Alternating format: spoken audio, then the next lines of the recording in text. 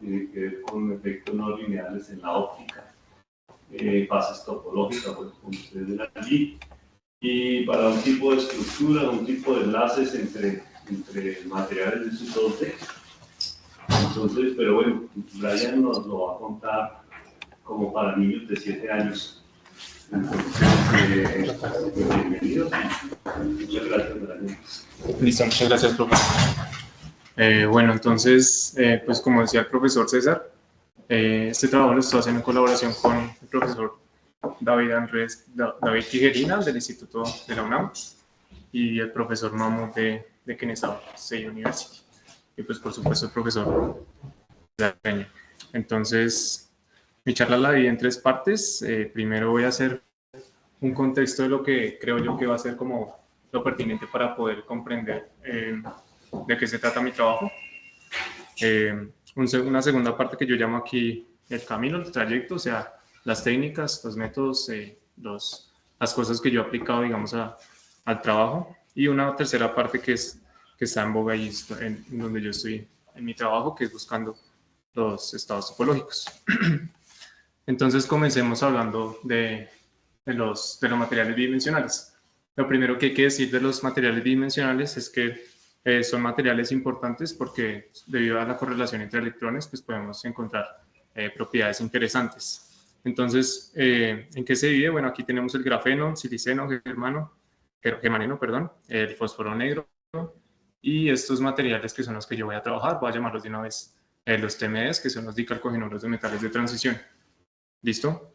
¿Por qué son importantes? Porque aquí, digamos, en la gráfica que se muestra, el gap, o sea, la distancia energética que hay de la banda de valencia a la de conducción, pues está en el rango del visible y el infrarrojo, entonces eso los hace como potenciales materiales para aplicaciones optoelectrónicas y cosas así. ¿Qué podemos hacer con esos materiales 2D? Los podemos apilar y entonces, debido a que las influencias entre estas estructuras son de tipo Van der Waals, entonces pues podemos hacer rotaciones, podemos aplicarle campos eléctricos, magnéticos, estirarlos, y ahí vamos a encontrar propiedades interesantes. Uno podría pensar que las propiedades de estos materiales van a ser como la superposición de esos materiales superpuestos, pero no, resulta que, digamos, por ejemplo, si el grafeno se pone encima de óxido de silicio, nosotros tenemos una movilidad electrónica de este número, ¿no? 10.000 centímetros cuadrados por voltios sobre segundo. Pero si yo apilo el mismo grafeno sobre nitruro de boro, yo logro conseguir una notable incremento en la movilidad electrónica. Eso como por dar un ejemplo y digamos dar el contexto de que existen esos heteroestructuras de Van der Waals. ¿Bien? Entonces, como les dije, vamos a hablar de estos TMEs que son los que hacen parte de mi trabajo. Esa es la fórmula química en que se basa este material, en que simplemente es como un sándwich donde la parte del centro son los metales de transición y digamos el pan sería como los calcógenos, ¿no? Entonces, en realidad estamos hablando de un material que tiene tres átomos de grosor. ¿Por qué es importante este material? Como ya les dije, porque tiene un gap propicio para aplicaciones optoelectrónicas, ¿no? Aquí yo muestro las gráficas de algunos de esos dicalcogenoros de metales de transición y vemos que acá, digamos que la propiedad más importante de este material es que en estos puntos K siempre vamos a encontrar el máximo de la banda de valencia y el mínimo de la banda de conducción. Eso no pasa en la forma tridimensional, eso toca hacerlo, o sea, cuando los llevamos a la forma bidimensional, entonces ahí sí encontramos esa particularidad. Y noten que la banda de valencia está doblada, ¿no? Eso se debe a que el último orbital, a los átomos pesados del molibdeno, que digamos el que tiene más influencia es el orbital D, entonces hace que se divida esa banda de valencia. Bien. Bueno, entonces hablemos de cómo hallar esta estructura de banda, ¿no? Porque estas gráficas que estoy mostrando acá, pues son la estructura de bandas, eso me permite hablar de las propiedades electrónicas del material. Pero entonces, ¿cómo lo hallamos? Lo hallamos yendo de nuestro espacio directo al espacio recíproco. ¿Qué es eso? El espacio directo simplemente es el espacio de posiciones en donde sabemos que nosotros podemos coger un cristal y le asociamos a una parte de ese espacio una celda unitaria. Si nosotros conocemos las características de esa celda unitaria, pues lo único que tenemos que hacer es replicar esos vectores reticulares a todo el cristal y pues tendríamos toda la información de todo mi material. Entonces lo que tenemos que hacer es ir de este espacio XY, ¿cierto? El de posiciones, al espacio de momentos, al espacio recíproco. Entonces aquí vamos a tener una cosa similar a lo que ya se llamaba celda unitaria, aquí se llama zona de Brillouin. ¿Listo? Digamos, esta forma de ir al otro espacio me va a permitir encontrar unas nuevas simetrías en el material. Bien, ¿cómo hacemos esa transformación?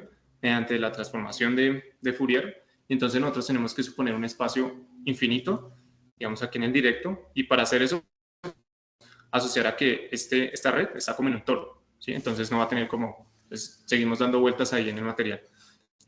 Y pues pasamos de nuestros vectores del espacio directo al recíproco de esta manera. Bien. Entonces esa zona de Brillouin va a ser muy importante porque si yo tengo la información de mi dispersión de electrones ahí en mi zona de Brillouin, pues voy a tener la información de todo mi cristal. Entonces yo voy a coger solamente mi zona de Brillouin y ahí voy a solucionar mi ecuación de eigenvalores, de eigenvectores, y ahí voy a obtener una gráfica como esta, donde cada punto de mi zona de Brillouin va a tener asociada una energía. Bien. Y entonces aquí se ve la razón de por qué es tan importante esos puntos de simetría, K más y K menos, y bueno, porque en esos puntos están lo que ya les dije, ahí se tocan, en este caso, este sería como para el grafeno, ¿no? Se toca la banda de conducción y la banda de valencia, ¿sí? Para los dicalcogéneros de metales de transición, la diferencia es que va a tener un gap, entonces va a estar más fluido. Bien. Digamos que esto abre una posibilidad chévere y es hablar de que podemos configurar estos valles, entonces estos puntos le vamos a llamar valles, y entonces vamos a ver más adelante que dependiendo del valle y dependiendo del spin de los electrones, podemos obtener ciertas transiciones de cuando yo le inicio la luz. Bien. Y bueno, esa disciplina se llama valestrónica. Entonces, listo, yo ya tengo mi estructura de banda, ¿cierto? Pero entonces, ¿cómo hallo la energía, no? Entonces, lo que les decía, ¿no? Uno resuelve la ecuación de Schrödinger para hallar los eigenvalores, eigenvectores, y la pregunta es que, bueno, claro, hay un hamiltoniano que describe ese sistema, ¿cierto? El hamiltoniano que describe el sistema, pues, puede estar dado de varias formas. Aquí yo nombro, el que se aplica a mi trabajo es el modelo de amarre fuerte. El modelo de amarre fuerte se basa básicamente en que vamos a ver este arreglo de átomos y cada cuadrito es una celda unitaria. Entonces, un grado de libertad que yo tengo es una celda unitaria, que es esta información que yo tengo acá. En cada celda unitaria puede haber cierto número de átomos. Vamos a decir que acá hay en cada celda, pues 2 átomos. Y cada átomo tiene cierto número de orbitales. Entonces, digamos que acá cada átomo tiene un orbital. ¿Listo? Para hablar de ese ejemplo y ahorita lo vamos a retomar. ¿Qué es lo importante en este modelo de amarre fuerte? Que solamente vamos a incluir la interacción de los átomos más cercanos. Entonces, para el caso bidimensional, digamos, si nos situamos en este átomo B, entonces la interacción de los más cercanos serían estos dos, y pues si lo vemos en 2D, sería uno más arriba, ¿no? Que es este esquema que yo tengo acá. Y estas distancias las tengo definidas. Entonces, cuando yo aplico este modelo, que es el modelo de amarre fuerte, yo puedo expresar mi hamiltoniano con una matriz 2×2, como la que se ve ahí. Este delta sería la distancia del gap, y estos T serían estos coeficientes de interacción, y bueno, que es esta sumatoria, ¿no? Aquí están las distancias D que están involucradas aquí. Listo. ¿Qué es importante acá? Por ejemplo, que digamos en los puntos de simetría, K más, K menos, ese phi me da 0. Y entonces eso me va a permitir escribir el hamiltoniano de forma más sencilla. Entonces, como yo quiero escribir mi hamiltoniano en esos puntos de simetría, yo puedo utilizar la ecuación de Dirac, en este caso para fermiones masivos. ¿Por qué? Porque se parece mucho, o mejor dicho, porque cumple las condiciones de ecuación de Dirac. Las condiciones que se deben de tener, por ejemplo, es que la velocidad de Fermi del material es casi la velocidad de la luz. En este caso son 300 veces la velocidad de Fermi, más o menos se asocia a la velocidad de la luz. Y eso me va a permitir escribir entonces, como les digo, ese hamiltoniano en términos de esa ecuación de Dirac, en esos puntos específicos de simetría, solamente ahí. Bien, ¿por qué podemos hacer esto? Porque esto se asemeja mucho a los conos de Dirac, que pues describen los fermiones. En este caso no vamos a escribir espines, como lo hace la ecuación de Dirac, sino vamos a escribir los valles, ¿sí? Ese sería nuestro grado de libertad. Pero claro, entonces ahora estamos describiendo eso en un punto específico, que es el punto de simetría. Ahora yo quiero describir mi sistema a los aledaños de ese punto de simetría. Entonces vamos a ir a un punto de simetría, digamos K+, y vamos a movernos un punto Q minúscula a los aledaños de la zona Brillouin. Entonces para eso aplico lo que se llama teoría K.P. La teoría K.P es ir desde esta perspectiva de que el momento de una sola partícula yo la puedo asociar como esto, ¿no? H barra K. Pero si yo quiero describir el momento de todo el cristal, entonces tengo que asociarlo como si fuera un operador, ¿cierto? S menos IH barra lambda.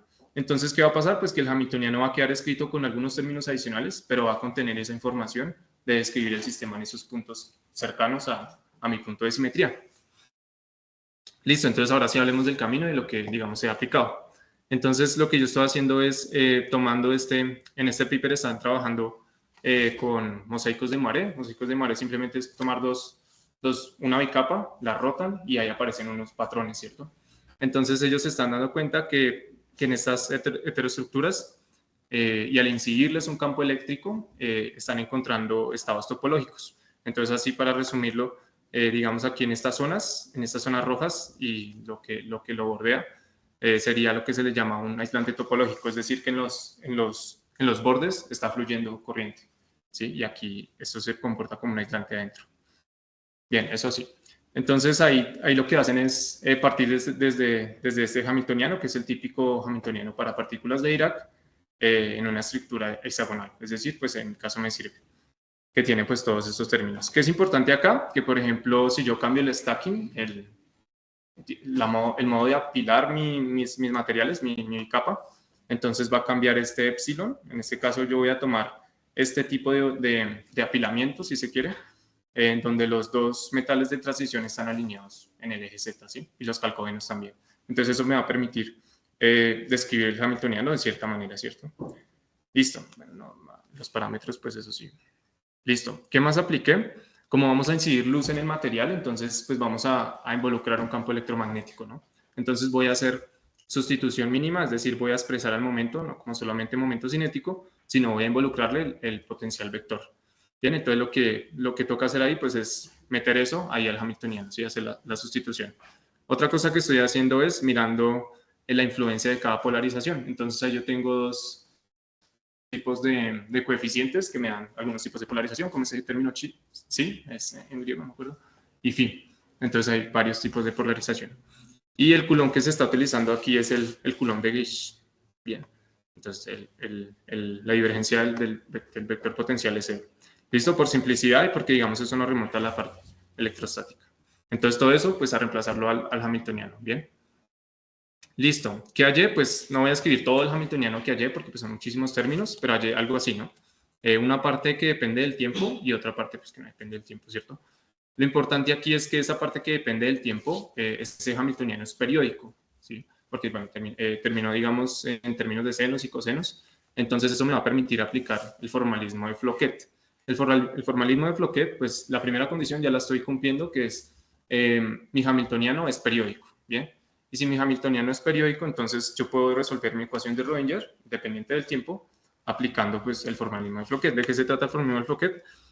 Se trata de que yo el hamiltoniano lo voy a escribir como esto, ¿cierto? Esto sería como el hamiltoniano no escrito en el espacio de Hilbert, sino en el espacio extenso de Hilbert, ¿sí? Que se le agrega este término de acá. Y entonces, ¿qué va a pasar? Que los elementos de matriz de ese operador van a quedar como estos. Y fíjese que aquí en la diagonal hay algo interesante, y es que yo le sumo cada vez energías de un fotón, ¿no? H barra omega, 2 veces, 3 veces, 4 veces, y pues eso va a ser mi matriz. Y estos elementos de H2, H1, cada uno de esos elementos es una matriz 2x2, ¿no? Que está describiendo en mi punto. Listo, pero entonces, ¿cuál es el tamaño de esa matriz? Lo que me va a permitir saber cuál es el tamaño de esa matriz, pues viene dado por esto, ¿no? Cada hm, o sea, cada h sub m, es dado por esta integral, donde este hamiltoniano es el que ya hallé haciendo la sustitución mínima y lo que ya les conté. Entonces lo que yo encontré fue que los únicos términos que yo puedo tener ahí en cuenta, porque los demás se hacen 0, son m igual a más o menos 2, más o menos 1 y 0. O sea que estos términos se me fueron a 0, pero eso no quiere decir que la matriz ya haya quedado pues con un tamaño definido, porque pues esto se puede hacer más grande, ¿no? H2 y H1 va a seguir apareciendo. Entonces aquí pues tocaba hacer un criterio de convergencia. ¿En qué se basa mi criterio de convergencia? En que vamos a analizar el peso de las energías de cada Hamiltoniano. Entonces, digamos, estos coeficientes, yo voy a coger el mayor, el que sea más grande para H2, y como cada valor de estos es un valor complejo, entonces voy a sacarle la norma, y cuando tenga la norma voy a hacer una comparación. Voy a decir que esta energía es n veces, bueno, n veces, tiene que ser menor a un n' que yo ponga en la consola. Entonces, esto lo hice en un código para decirle, bueno, yo quiero que la energía de esto sea solamente n' veces c, o sea, este peso del Hamiltoniano de h de menos 2. ¿Listo? Eso para encontrar un criterio de convergencia y que me diga el tamaño de la matriz. ¿Listo? Entonces, ¿qué encontré? Pues que efectivamente el tamaño de esa matriz, o sea, el tamaño de lo que me va a describir el sistema, porque al fin y al cabo ya le muestro las gráficas, eso me va a determinar cuánto se doblan las bandas, porque van a aparecer muchas, es estos criterios. Obviamente n', o sea, el número de veces que yo le ponga a la consola, la energía que yo le esté incidiendo la luz, y este C, que este C viene determinado por el material. Este C viene implícito dependiendo de la velocidad de Fermi y del gap de cada material. Y otro parámetro que podría estar ahí involucrado es el spin. Pero entonces, si ya hablamos de topología y vamos a mencionar una cosita ahí. Entonces, miren cómo quedaría, digamos, la estructura de bandas para esa matriz. Si yo cojo solamente, en este caso siempre va a ser un número impar de mi tamaño de la matriz, ¿sí? Cada uno de esos elementos, como dije, es una matriz 2x2. Entonces, si solamente queda con H sub 0, o sea, si yo al hacer el criterio de convergencia queda H sub 0, pues me queda una estructura de bandas de esta forma. Si el criterio de convergencia me dice que es una 3x3, entonces me queda una cosa como esta, donde las distancias es h barra omega, h barra omega, h barra omega. Y así sucesivamente. Entonces voy a evaluar ese parámetro y voy a decir, bueno, voy a evaluar ese doblado de bandas, ¿sí? Y entonces lo que yo encuentro es que para cada una de las polarizaciones, el que más tiene dificultad para lograr ese doblado de bandas es este tipo de polarización, el de lineal XY menor o igual a 0. Y entonces eso me da indicios a mí yo creo que es muy incluir eso, de que hay digamos, una región del espacio como que está predominando ese doblado de bandas, pero sí me da indicios de que puede haber o sea, que hay ciertas regiones que sucede ese doblado de bandas y otros no, por alguna restricción. Y digamos, eso yo lo podría remontar a los criterios de quiralidad, ¿no? Que digamos hay dependiendo del spin del electrón, va a haber una transición o no va a haber una transición. ¿Sí? En este caso podría estar sucediendo lo mismo, que se esté dando el doblado de bandas dependiendo de la región del espacio. Pero pues es de pronto muy apresurado para concluir algo así. Entonces, bueno, hablemos de por qué surge la necesidad de hablar de topología en mi trabajo. Entonces, hablemos primero de qué se trata esto. Básicamente así la topología está estudiando las propiedades geométricas de un sistema. Entonces yo puedo deformar, puedo anchar, puedo retorcer un elemento, pero sin partir los pedazos, ¿no? Entonces el típico ejemplo de la dona y se puede convertir en una taza de café, ¿cierto? Aquí yo matemáticamente lo puedo ver porque este que es el teorema de Gauss-Bonnet, yo puedo asociarle este G, que es el número de huecos a mi forma. Y entonces, por ejemplo, este tendría solamente un hueco en los dos casos. Y como tienen un solo hueco, entonces mi característica de Euler pues va a ser el mismo, en este caso 0, ¿sí? Para los dos. Si yo encuentro eso para dos formas, para dos elementos, entonces tengo dos cosas que son topológicamente equivalentes, ¿sí? Entonces van a tener el mismo característica de Euler, ¿sí? Y bueno, la curvatura. Entonces, bueno, eso para el contexto de qué es lo que vamos a hacer ahí. ¿Qué es lo topológico en la estructura de bandas? Resulta que pues aquí no vamos a tener algo para, digamos, para deformar y eso. Lo que se va a deformar o lo que va a cambiar de forma sería mi estructura de bandas, ¿sí?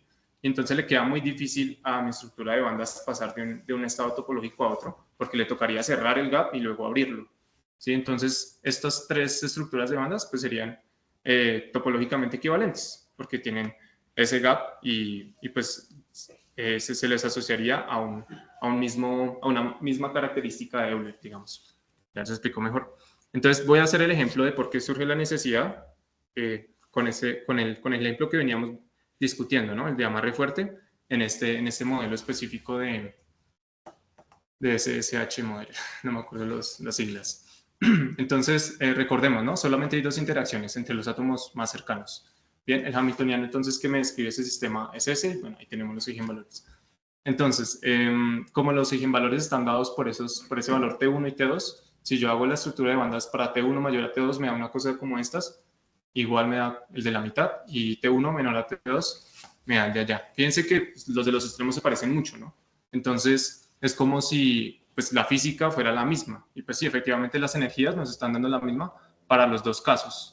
El problema es que no, digamos, topológicamente, estos son dos situaciones diferentes y ya lo vamos a ver por qué. Porque pues ahí uno ve que pues, se cumple lo mismo para los dos.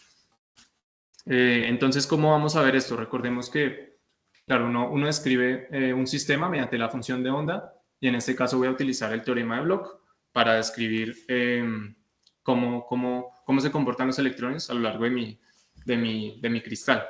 Entonces, teorema de Bloch, ¿cierto? Y esta ecuación, recordemos que pues, es la solución, pero a la ecuación independiente del tiempo.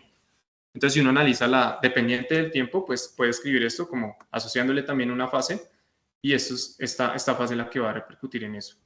El problema es que esta parte periódica, que esta parte se asocia esencialmente a la zona de Brillouin, yo le puedo asociar cualquier fase, ¿sí? Porque al fin y al cabo, si recuerdan, cuando uno hace el producto punto entre esas dos cosas, pues se pierde esa fase, ¿no?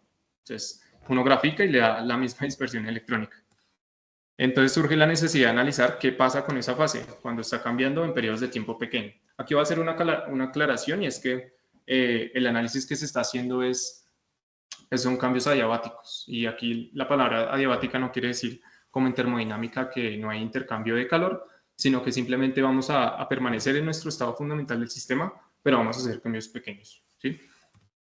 Entonces mire que esta fase que está acá, tiene dos partes. Esta parte que es la parte dinámica y esta parte que es la fase de Berry. Entonces el ejercicio que a mí más me gustó y que me parece chévere para explicar es, estoy en una región del espacio, vamos a iniciar acá, y voy a dar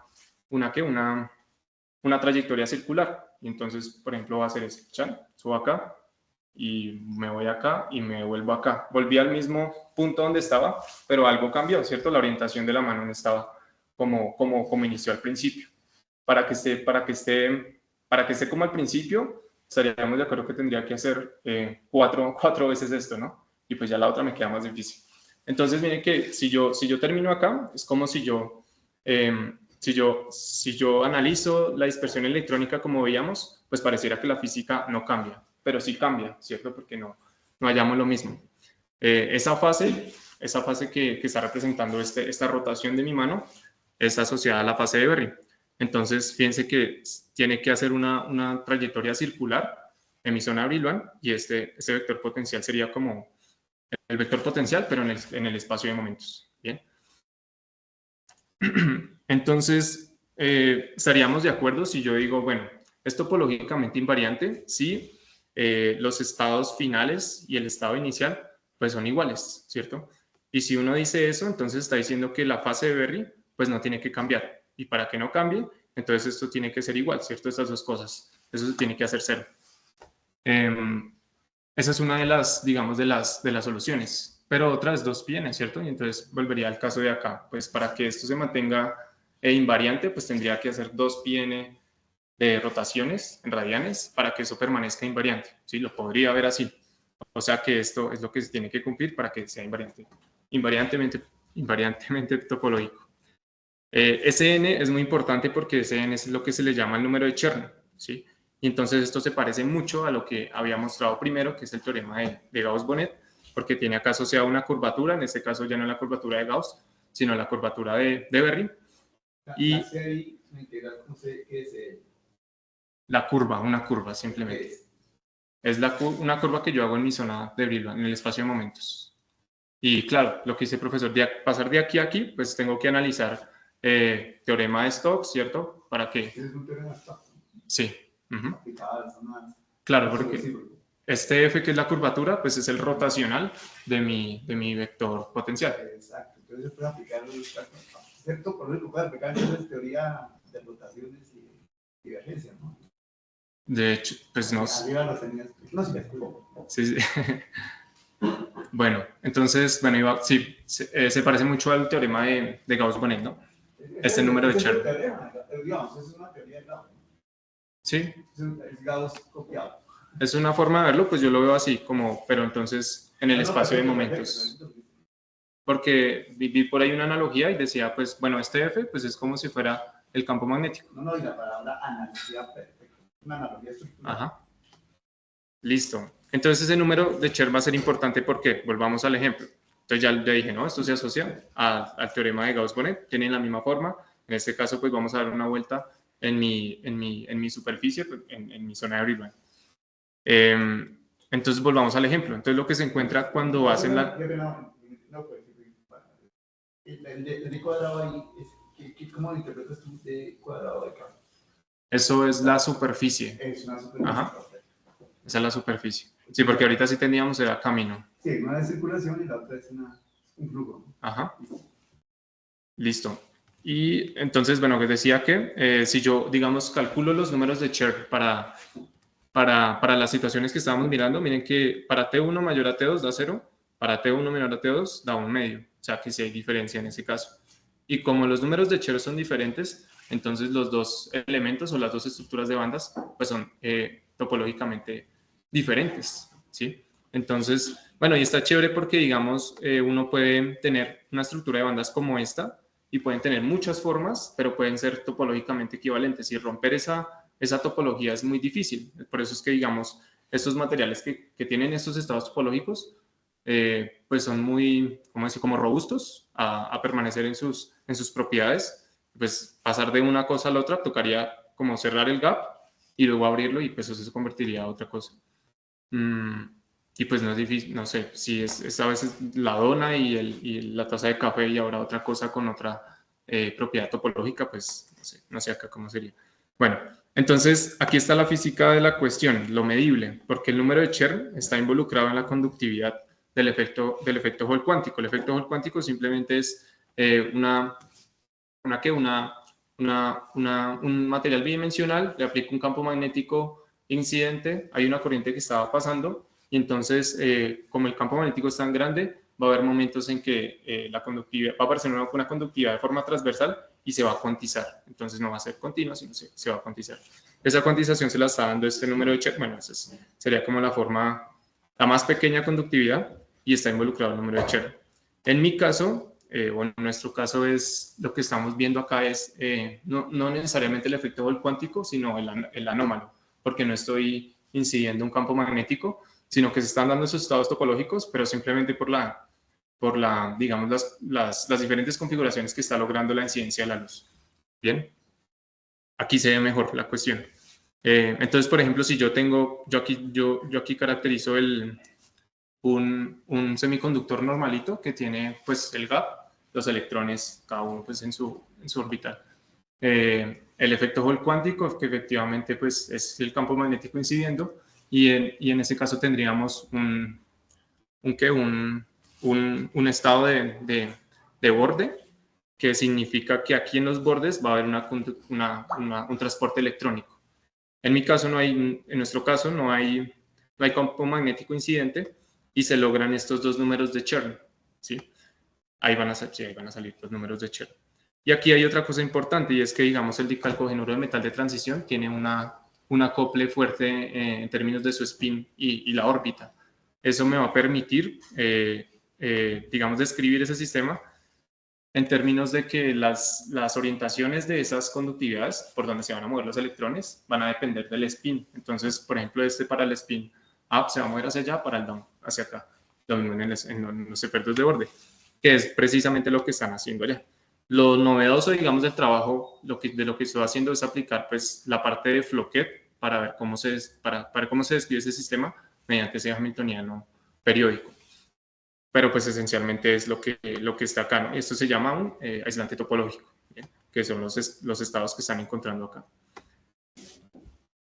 Listo, conclusiones, pues uno es recogiendo del anterior seminario, que era pues que se haya efectivamente una analogía entre los estados de Bloch y los estados de Floquet, que tienen como la misma forma, uno en términos de los vectores de red del espacio recíproco, y el de Floquet son energías, ¿no? H barra omega, H barra omega, H barra omega. Como yo estoy describiendo estos materiales en los puntos de simetría, pues yo puedo aplicar la ecuación de Dirac masiva para describir este sistema. Otra cosa que pues encontré ahí con el código que ya hice es que depende de la energía y que depende del material, ¿no? El tamaño de mi matriz y pues, por ende el doblado de bandas. Que hay transición, sí, que pues esto sería como apresurado lo que les conté, que hay ciertas transiciones que se dan para ciertas polarizaciones. Eso sí hay que seguir trabajándolo y definir bien hacia dónde aterrizamos eso. ¿Qué sigue y qué es lo que se está haciendo? Lo que se está haciendo ahorita es calculando los números de Cherry en un código de Python para hallar cuáles son los que me están dando y analizar la parte topológica. ¿Qué sigue? Analizar. ¿Señor? Sí, los dos están hechos en Python. ¿Qué sigue? Analizar ¿qué era esto? Spin orbit coupling, el acople spin órbita, ¿no? ¿Cuál es la influencia que tiene? Porque ya vemos que hay una regla de selección, una quiralidad para hacer esas transiciones. Hay que mirarlo mejor y pues encontrar esos estados, en qué consisten esos estados topológicos. ¿Listo? Estas son mis referencias y muchas gracias, no sería más.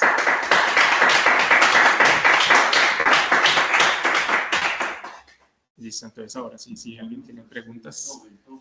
¿Tienen sus preguntas, sus comentarios? Bueno,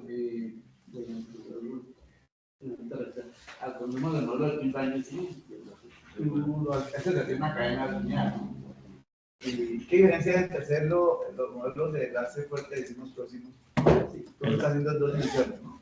Unos antes lo hacían en una dimensión.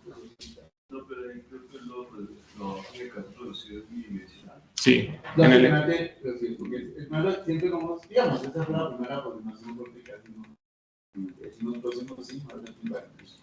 Y bueno, pues nos un chocolate, pues el espacio recíproco se acepta una. Bueno, la palabra, bueno, para los demás, para todos. Bueno, ¿por qué se llama topología? ¿Qué significa topología en esas palabras sencillas? No, claro, fácil. Claro, uno trabaja. La topología es muy fuerte. Bueno, cuando tú hacías estos cambios, ¿cómo podrías tú decirle si tuvieras que explicar a las personas? Cuando yo hago mis cambios que hice acá, hay como allá hay topología, ¿de acuerdo? Sí. Las rotaciones no de topología con las rotaciones de la celda es la primera secuencia de topología que no hacemos.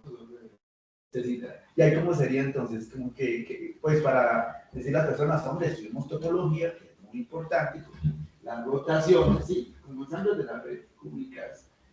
¿Cómo sería ahí? ¿Tú cómo ves esta palabra topología? Si tuvieras que explicarle a los mismos físicos, mira, es importante hacer topología por tal cosa, que un matemático lo hace, pero de pronto no lo hace lo que nosotros.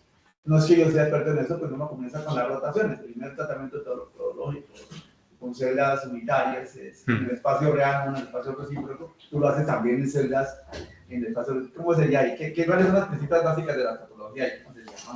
Pues yo lo asociaría a la fase de Berry, de que efectivamente hay una fase que está cambiando, ¿no? Lo que yo decía digamos que inicio acá, subo acá, voy acá y llego acá.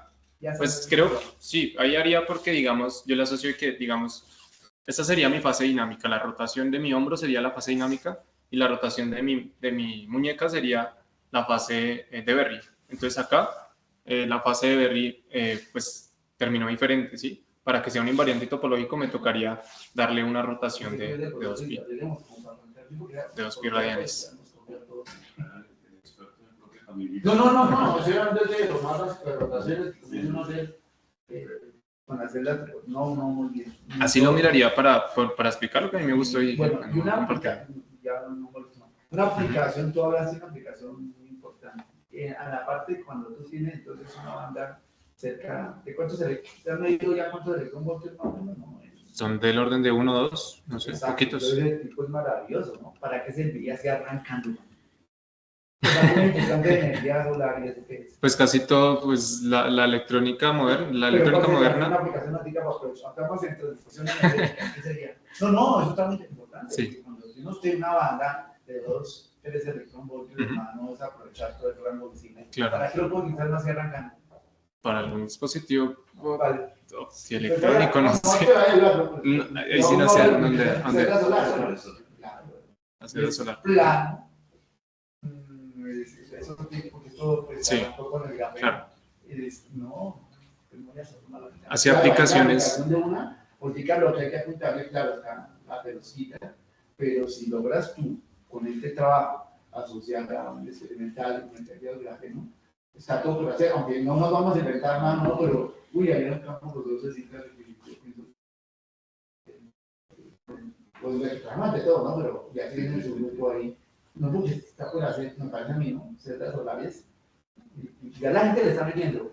Inclusive un biólogo arrancó primero con los físicos, es muy curioso, Alan. En el electrónico, celdas solares. Sí. Todo digo es con todo, sí, director le llaman, pues.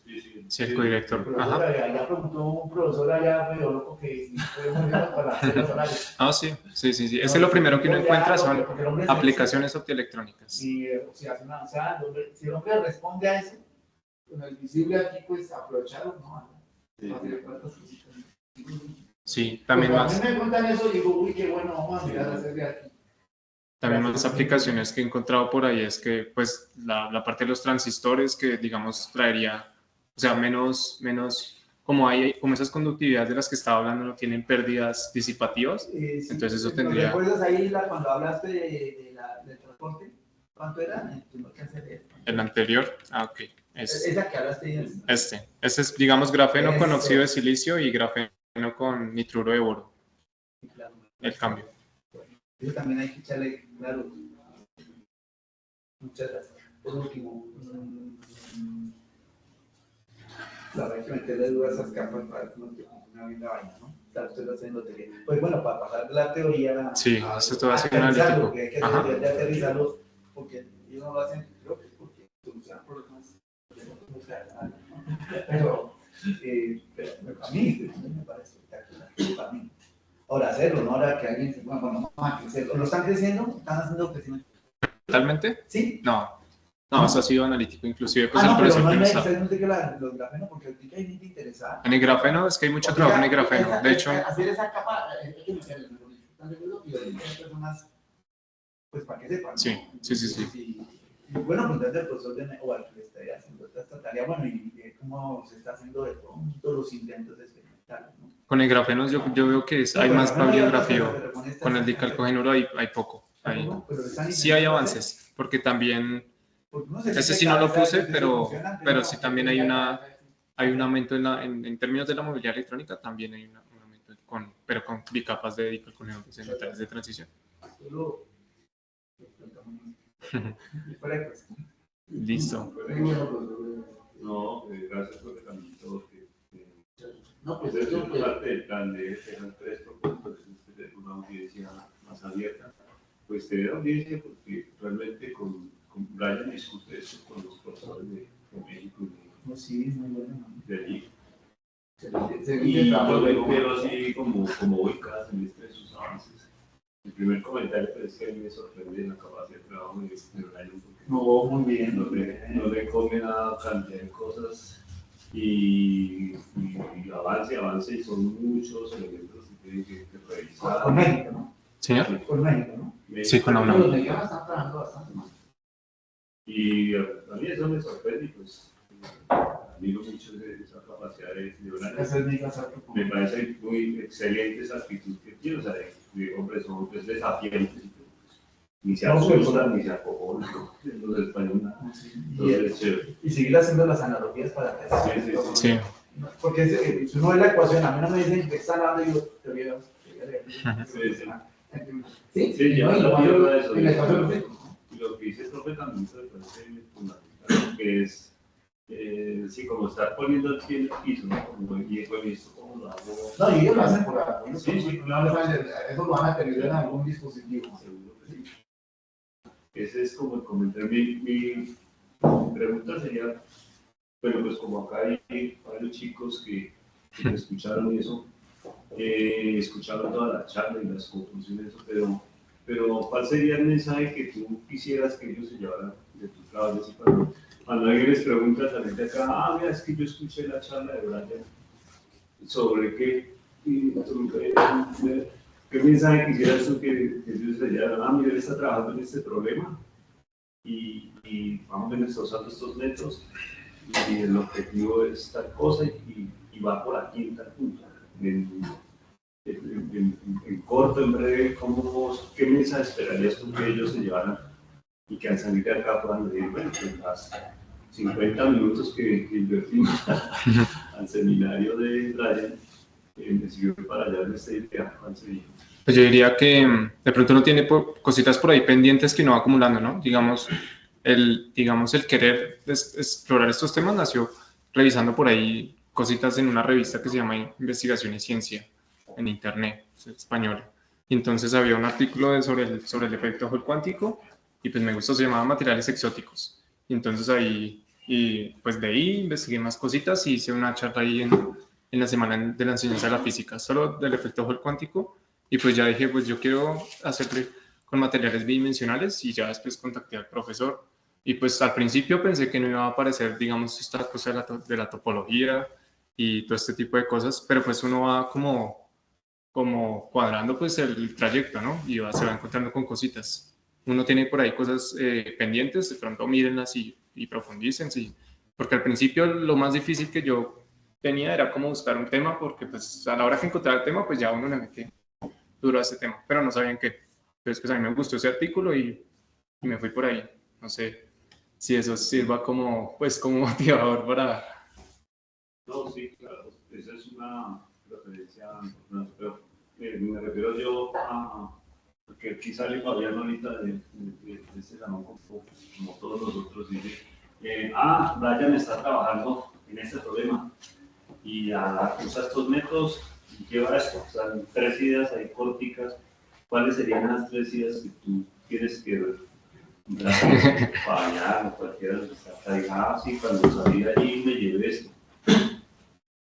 El problema, ¿en qué problema está trabajando Brian? ¿Qué métodos y en qué va? ¿En qué va? ¿Cuál sería la idea que tú quieres que tenga? Pues lo primero es que este campo es muy amplio porque nomás tener varios tipos de materiales bidimensionales y que uno los pueda acoplar y que los pueda girar y que les enseñó luz y que mire las propiedades, pues ahí se abre un campo vastísimo. Entonces, pues primero que esto es muy amplio y bibliografía uno encuentra por ahí varias cositas. Sobre mi trabajo, pues no sé, es que no sé qué decir, profe. ¿Señor? Sí. Y lo que tienes ahí es esta formulación de bloque. Ahí que es exactamente eso. Bueno, hiciste el cuadro. ¿Y eso qué es? ¿Es una tabla solamente? Es una matriz. Es un determinante. O sea, ajá. Esos son los elementos de matriz. Bueno, pero es un... Mirar, pues mirar bien más allá de ese formato. ¿Y qué es lo que obtienes con ese determinante que es así? Pues lo interesante acá es que miren, o sea, que ya lo solucionaron. Sí. ¿Lo solucionaron con qué método? O sea, es aplicando este método de Floquet. Pero matemáticamente, ¿cómo dice computador? ¿Cómo lo solucionaron? ¿Qué decir? Sí, todo eso está en el código. Sí. ¿Pero con qué programa? Con Python. Ustedes hicieron con Python el programa. Sí. Donde yo le doy estos parámetros iniciales, que son los que recojo del paper. y de ahí el Sí, computador esa vaina ahí ya- aplica la formulación, la forma de Floquet, la formulación de Ya, Floquet. ya lo tienen diseñado ya en México. Ok. No, en mi computador está ahí. Pero tú formulaste todo hiciste todo el... Sí, sí, ahí lo hice. En Python. Ahorita el que estamos haciendo pues es el de Cherry, sino que ahí toca discretizar la zona de Brilvan.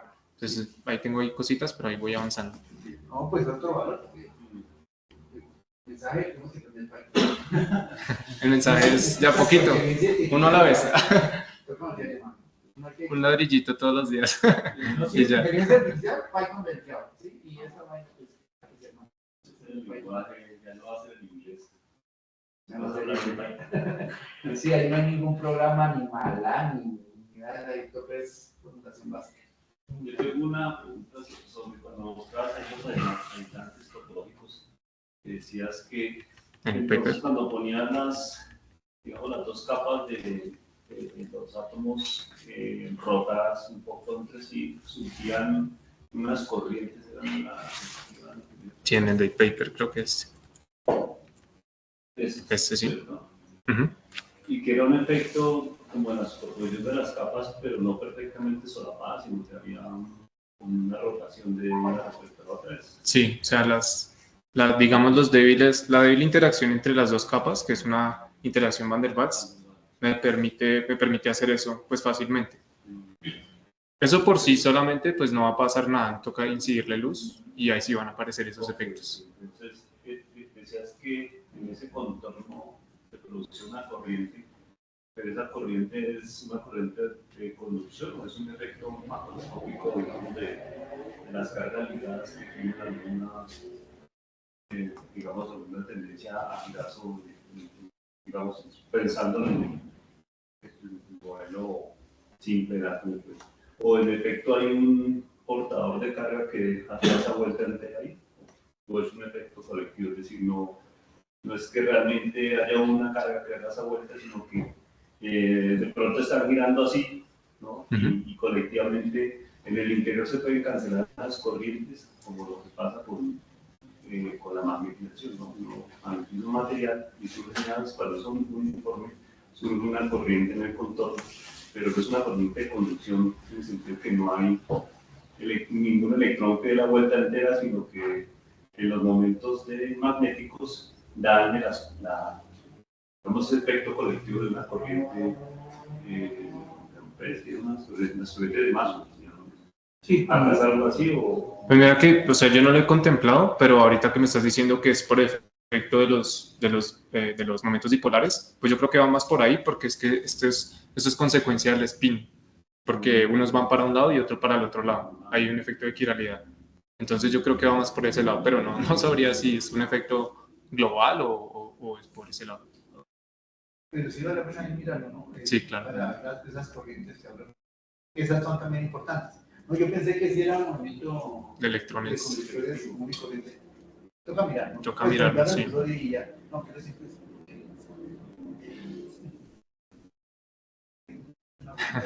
Dale, profe, una. ¿Qué más hay? Claro, tenías ahí la ecuación esa con K cuadrado. La de... ¿Viste la solución armónica?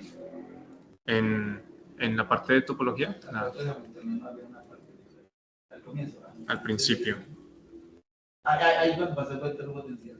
el vector por acá. Más adelante.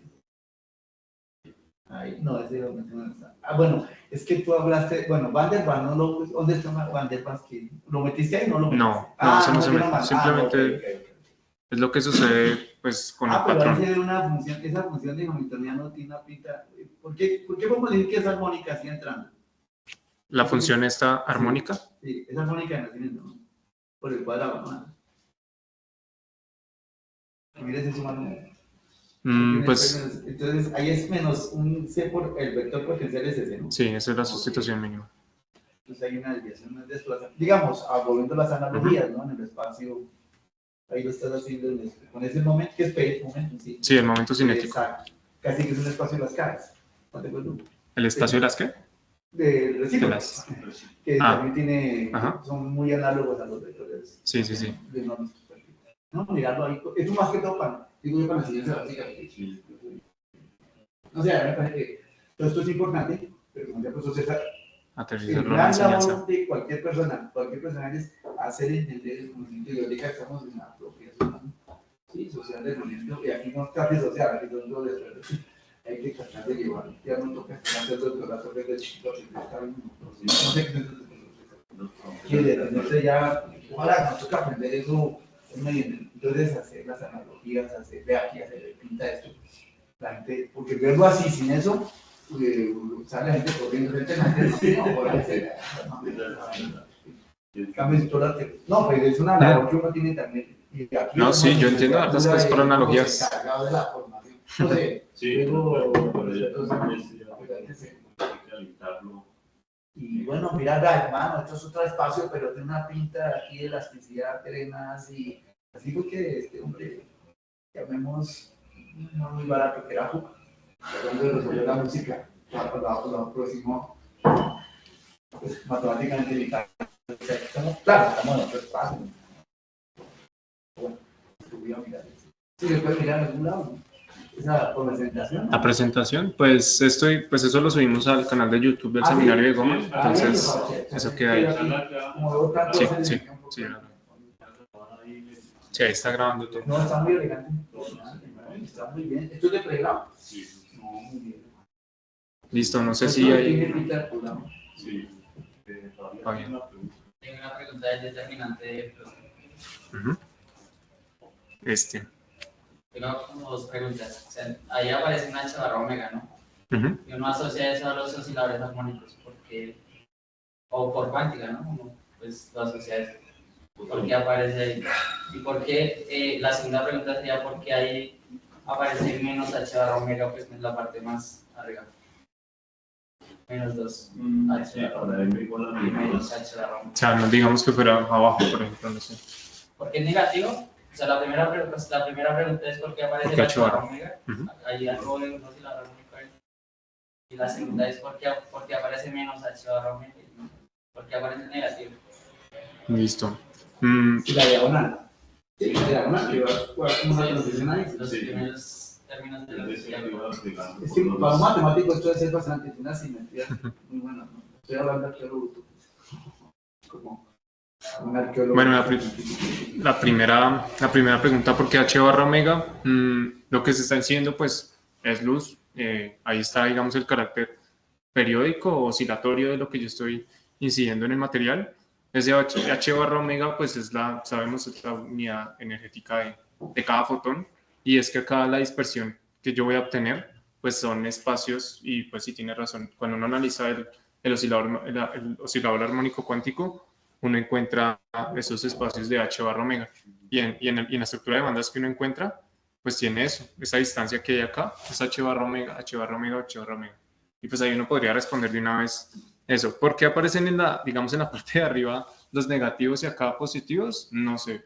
No sé si es organización así de la matriz, pero pues yo sé que estos corresponden pues a los de abajo, o sea, que yo le voy a restar H barra omega, y, o sea, de la mitad, ¿no? Tomando como referencia el de la mitad, y arriba H barra omega también allá. ¿Por qué primero aparecen los negativos y no, por ejemplo, los positivos? No sé, tiene que ver con la organización ahí de la matriz, no sé si sea cuestión de eso. El orbital.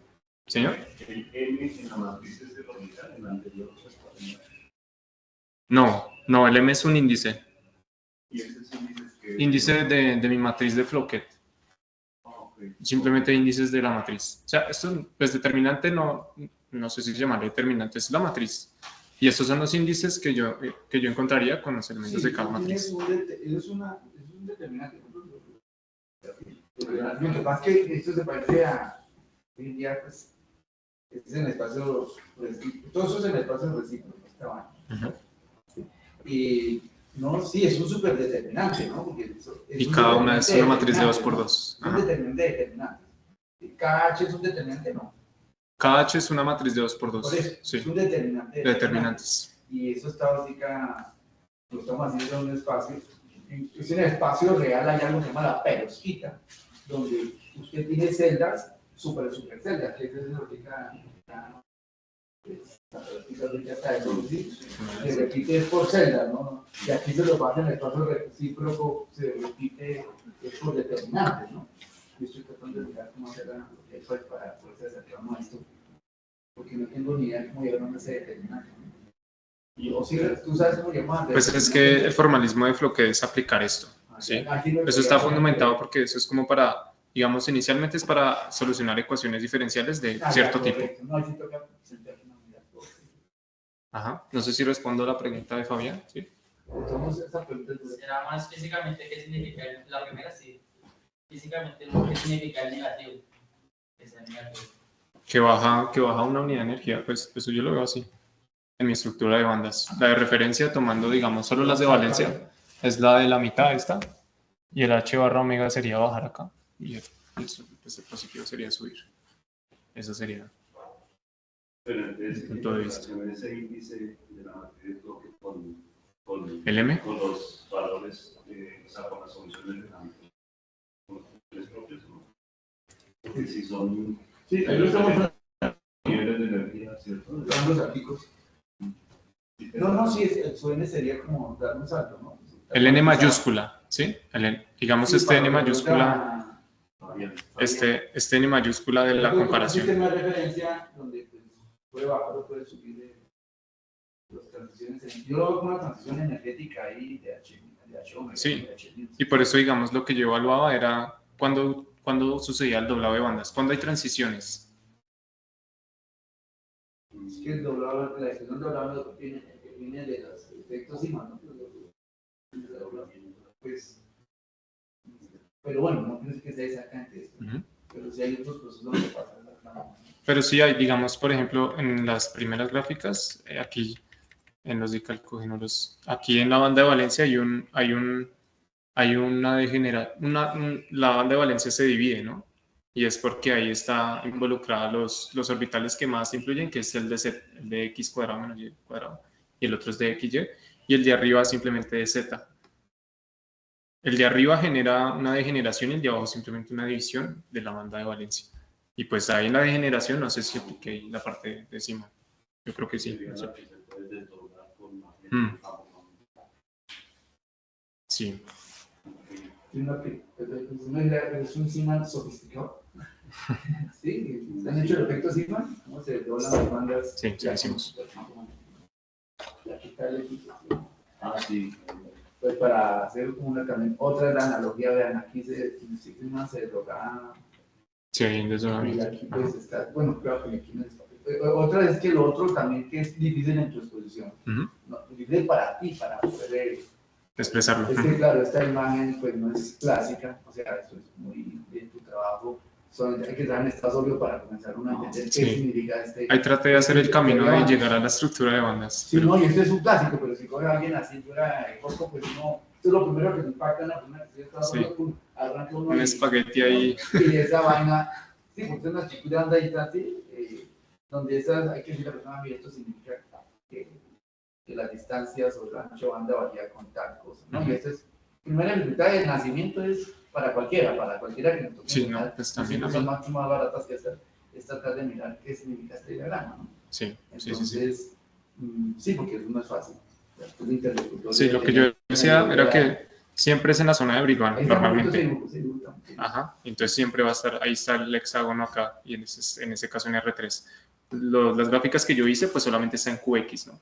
En QY uno espera que sea simétrico, entonces va a aparecer lo mismo. Listo. Listo, no sé si haya una última pregunta, intervención. No, yo pues, pone mi nombre, pero... Conectados. No, pero es un trabajo muy bueno. Profesor de México. Sino que como será una modalidad... Eso es un PTG, o sea, ese es un proyecto. No, está excelente. No, para mí está. Listo. No sé si en el chat no hay preguntas. Solamente hay una persona, pero por saber. ¿Quién está conectado? Javi. Carlos Andrés Gómez. No, profesor Vasco. ¿Ah, sí? Uy. Hola, profesor Vasco. Milagroso. Hola, ¿cómo van? Bien, profe. Muy chévere, muy chévere. Listo. ¿Preguntas? ¿No? Bien, listo. Listo, entonces pues terminamos el seminario por el día de hoy. Muchas gracias nuevamente. ¿Hace tráfico integrado? Sí, todo muy juicioso.